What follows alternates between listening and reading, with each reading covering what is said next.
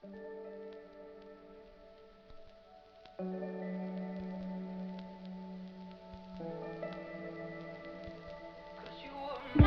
Assalamualaikum warahmatullahi wabarakatuh. Saya Tasya Zakila Maja, MPM 19180, salah satu mahasiswi dari Fakultas Hukum Universitas Bung Hatta dengan mata kuliah Hukum Pemerintahan Daerah dan dengan dosen pengampu Bapak Helmi Chandra, SY, SHM Hum, kelas Ilmu Hukum 4D. Berikut merupakan sedikit pemaparan mengenai urusan pemerintahan absolut dan urusan pemerintahan konkuren. Kita masuk yang pertama, urusan pemerintahan absolut. Pertama, definisi urusan pemerintahan absolut.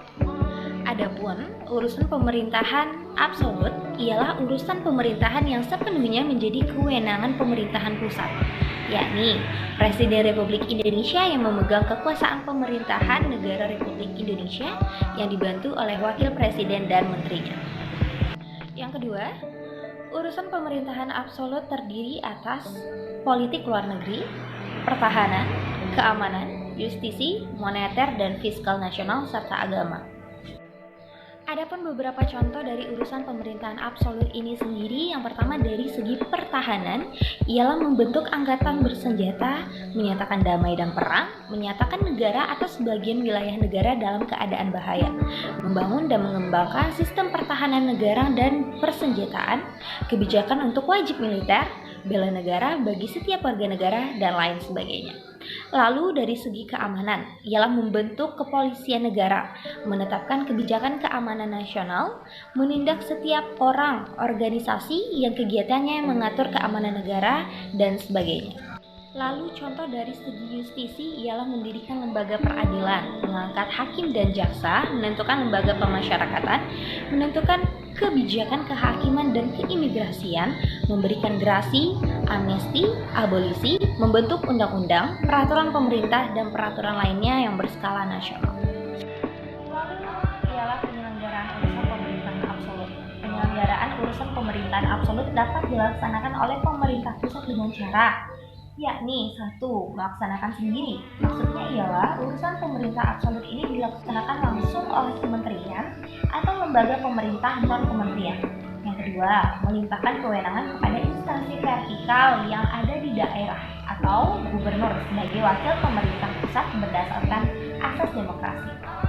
Next, kita masuk yang kedua, yaitu urusan pemerintahan konkuren. Yang pertama yaitu definisi urusan pemerintahan konkuren.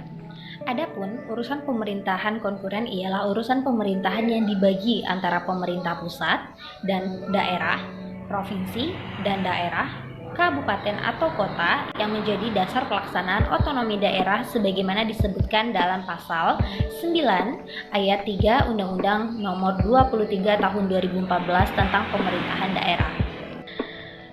Yang kedua yaitu pembagian dari urusan pemerintahan konkuren.